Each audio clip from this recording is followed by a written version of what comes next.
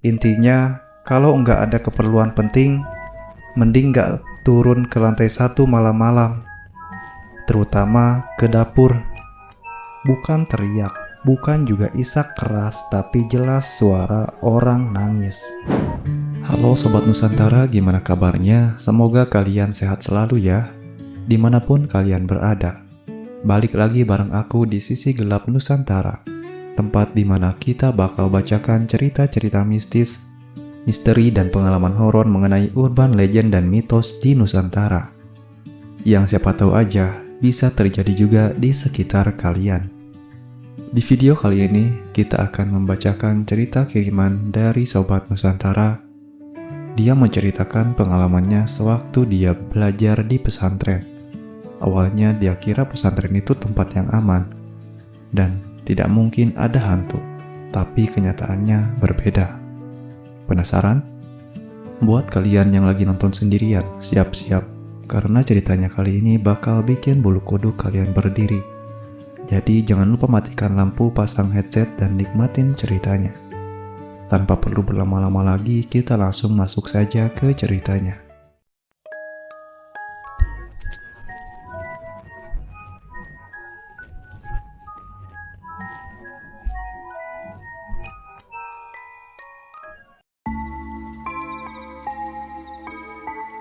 Aku mau mulai cerita dari waktu aku baru lulus SMP.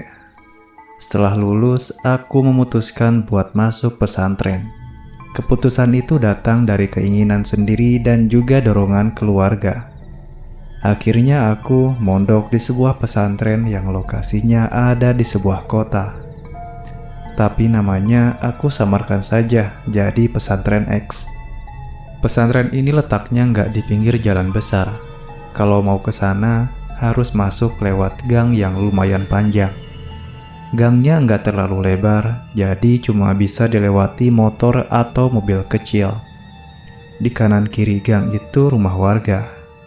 Kalau malam, suasananya cenderung sepi, karena jarang ada kendaraan lewat. Begitu masuk ke area pesantren, suasananya langsung berbeda. Dari luar memang kelihatan biasa saja, tapi di dalam terasa lebih tenang. Pesantren ini dikelilingi pagar tembok. Setelah lewat gerbang, langsung kelihatan bangunan asrama santri yang memanjang. Di depan asrama ada halaman yang biasanya dipakai buat kegiatan sore, baris, atau sekedar duduk-duduk. Waktu pertama kali mondok, aku tinggal di asrama yang jaraknya agak masuk ke dalam. Lingkungannya nggak bising, nggak banyak suara dari luar. Malam hari biasanya sunyi, apalagi kalau semua santri sudah masuk kamar masing-masing. Buat aku yang baru lulus SMP dan baru pertama kali jauh dari rumah, suasana itu awalnya terasa nyaman. Di hari-hari awal mondok, aku masih fokus beradaptasi, mulai dari jadwal pesantren yang padat, aturan-aturan yang harus dipatuhi, sampai kebiasaan hidup bareng banyak orang dalam satu lingkungan. Aku jarang mikirin hal lain di luar itu. Tapi seiring waktu berjalan, aku mulai dengar beberapa cerita dari santri yang sudah lebih lama mondok di situ. Cerita-cerita itu biasanya muncul kalau lagi ngobrol santai. Awalnya aku cuma dengerin sambil lalu, tanpa mikir macam-macam. Sampai suatu malam, suasana pesantren jadi jauh lebih ramai dari biasanya. Bangunan asrama tempat aku tinggal terdiri dari 3 lantai. Lantai 1 dipakai buat fasilitas umum. Di situ ada dapur pesantren, tempat makan, dan halaman kecil di bagian belakang. Kegiatan santri lebih sering berlangsung di lantai 1. Kalau siang atau sore hari. Kalau malam, lantai ini biasanya sepi. Kamar-kamar santri ada di lantai 2 dan lantai 3. Setiap kamar diisi beberapa orang. Aku sendiri sekamar dengan beberapa teman yang usianya hampir sama karena sama-sama baru lulus SMP. Di kamar itu, kami tidur berjejer pakai kasur tipis. Barang-barang disimpan seadanya, karena ruangannya enggak terlalu besar. Sejak awal mondok, aku sering dengar cerita dari santri yang sudah lebih lama tinggal di situ. Biasanya cerita itu muncul kalau kami lagi duduk santai di kamar atau pas lagi istirahat setelah kegiatan malam. Mereka ngomong pelan-pelan, kadang sambil bercanda, tapi dari nada suaranya kelihatan kalau mereka serius. Cerita yang paling sering dibahas itu soal lantai 1, terutama bagian dapur. Katanya kalau sudah malam dan suasana sudah sepi, ada saja kejadian yang bikin santri nggak nyaman. Ada yang bilang pernah dengar suara aneh. Ada juga yang bilang pernah lihat sesuatu, tapi ceritanya beda-beda. Aku waktu itu cuma dengerin aja. Di kepalaku, cerita-cerita kayak gitu wajar ada di tempat mondok yang sudah lama. Aku masih nganggap itu cuma cerita yang dibesar-besarkan buat nakut-nakutin santri baru. Lagi pula, selama aku tinggal di situ, belum pernah ada kejadian aneh yang aku alami sendiri. Setiap malam setelah kegiatan selesai, kami biasanya langsung naik ke kamar. Jarang ada yang turun ke lantai 1 kalau sudah larut. Selain karena capek, santri juga sudah dibiasakan buat enggak keluyuran malam-malam tanpa keperluan penting. Waktu itu aku belum kepikiran apa-apa. Cerita-cerita yang aku dengar masih aku anggap angin lalu.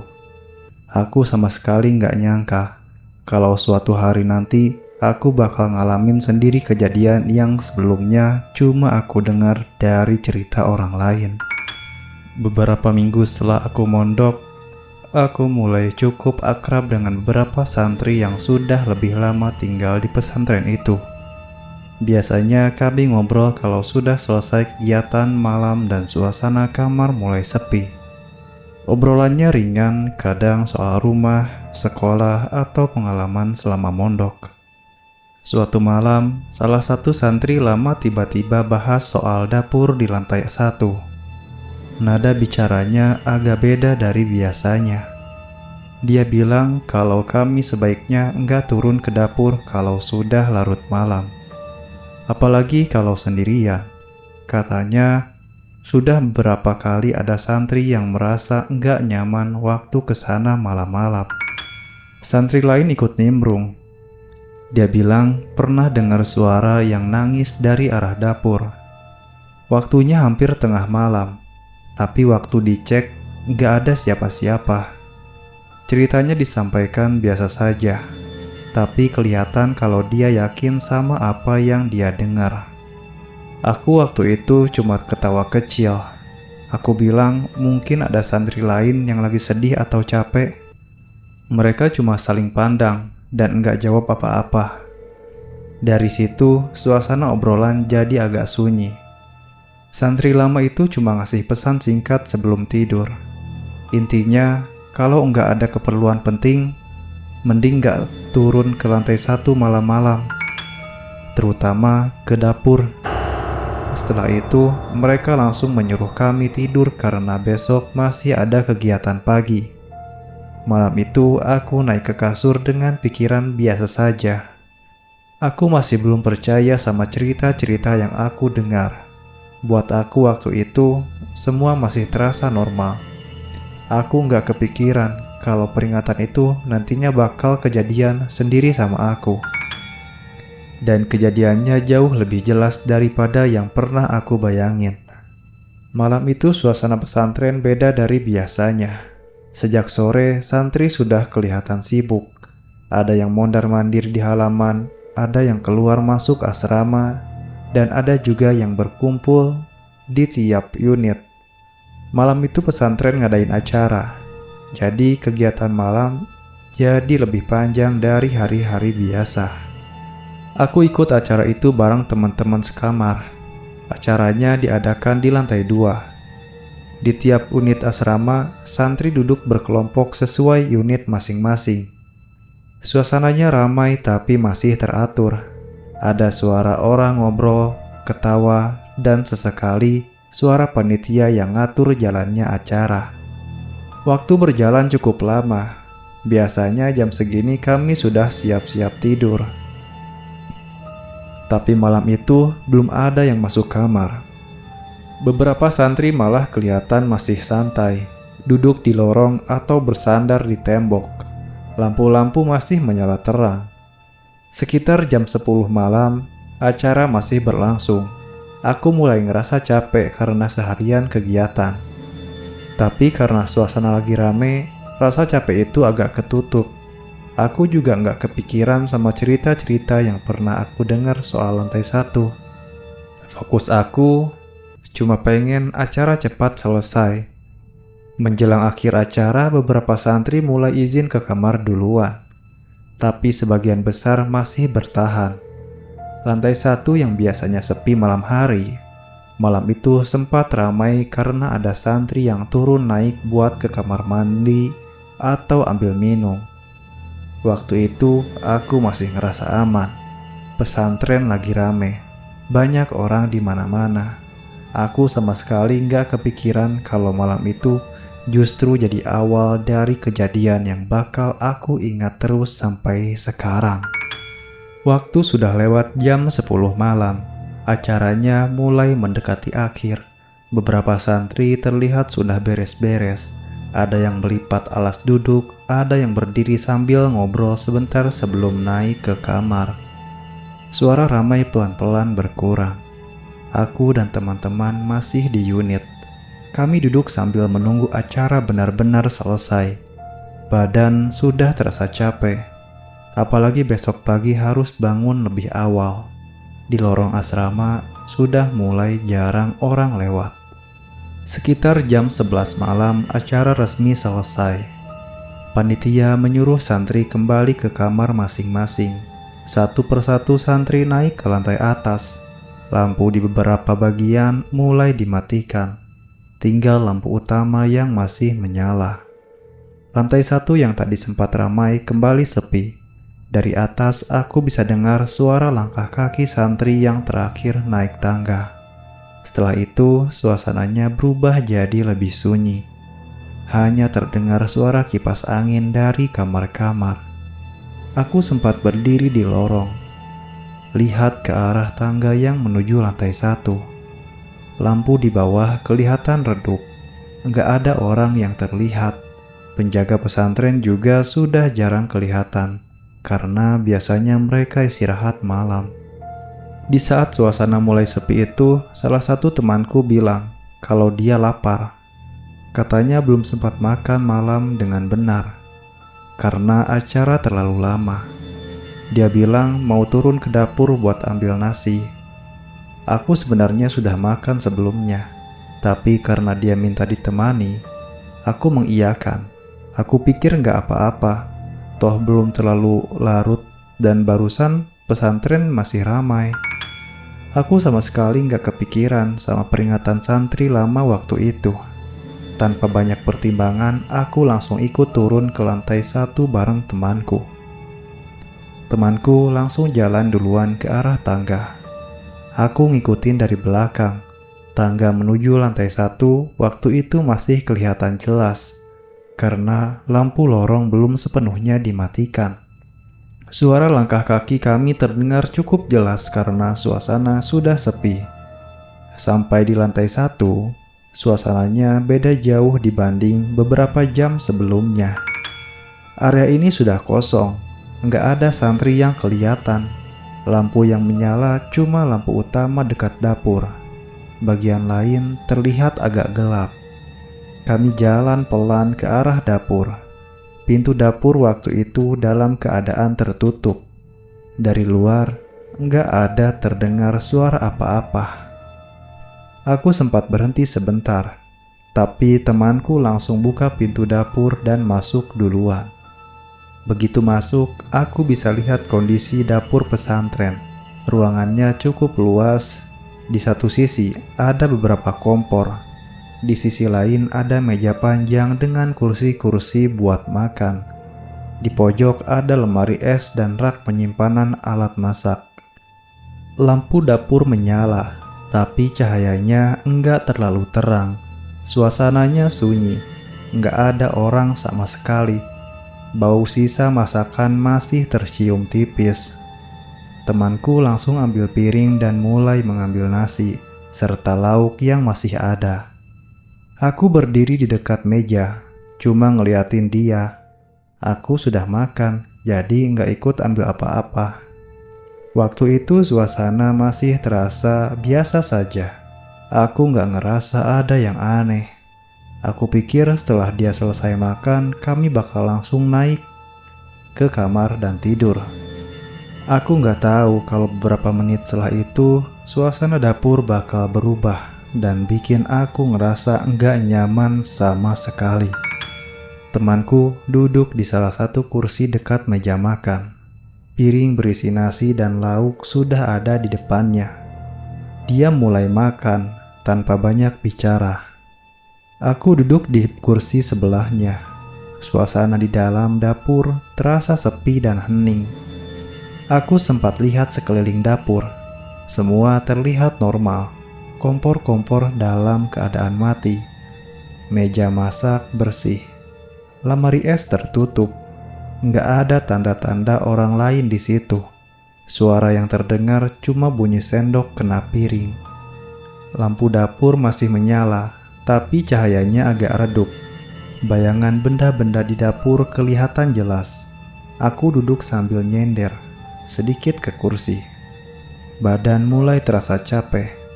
Karena aku sudah makan sebelumnya, aku cuma nunggu temanku selesai. Kami nggak ngobrol apa-apa. Aku pikir mungkin dia lagi fokus makan karena lapar. Aku juga nggak kepikiran buat mulai obrolan. Beberapa menit pertama berlalu tanpa kejadian apa-apa. Aku mulai ngerasa suasananya terlalu sunyi. Biasanya kalau di dapur masih ada orang atau langkah kaki. Tapi malam itu benar-benar sepi. Aku geser posisi duduk sedikit. Kursiku bunyi karena bergesekan sama lantai. Suara itu terdengar cukup jelas dan langsung hilang lagi. Setelah itu, suasana kembali hening. Aku masih nganggep semua ini normal. Aku belum ngerasa takut. Aku cuma nunggu temanku selesai makan, tanpa tahu kalau sebentar lagi bakal ada hal yang bikin pikiranku langsung berubah. Temanku makan pelan-pelan, sendoknya sesekali berhenti di udara sebelum masuk ke mulut. Dari caranya kelihatan kalau dia benar-benar lapar. Aku cuma duduk diam sambil lihat ke arah piringnya. Aku sempat lihat lauk yang dia ambil. Ada ikan dan beberapa lauk lainnya. Dia menyendok nasi, lalu mengambil potongan ikan. Semua terlihat biasa. Aku masih duduk dengan posisi menghadap meja. Tangan aku taruh di atas paha. Karena suasana terlalu sepi, aku sempat nengok ke arah belakang dapur. Di situ ada area tempat masak, kompor berjejer, rak alat masak, dan wastafel. Lampu sama-sama redup seperti di bagian depan. Enggak ada gerakan apapun. Aku kembali lihat temanku. Dia masih makan tanpa bicara. Aku juga enggak ngomong apa-apa. Di dalam dapur cuma ada kami berdua. Tidak ada suara dari luar. Tidak ada langkah kaki. Tidak ada suara orang ngobrol. Beberapa detik terasa lebih lama dari biasanya. Aku mulai ngerasa ada rasa nggak enak, tapi belum bisa jelasin itu apa. Aku tarik napas, pelan dan coba buang pikiran aneh. Pas temanku lagi nyendok lauk, tiba-tiba dari arah belakang tempat masak terdengar suara pelan. Suaranya lirih. Awalnya cuma sekilas, seperti suara orang menghela napas. Aku langsung diam. Badanku kaku. Aku fokus dengerin. Dalam hitungan detik, suara itu terdengar lagi. Kali ini lebih jelas. Suaranya mirip suara orang nangis pelan. Aku nggak langsung bereaksi.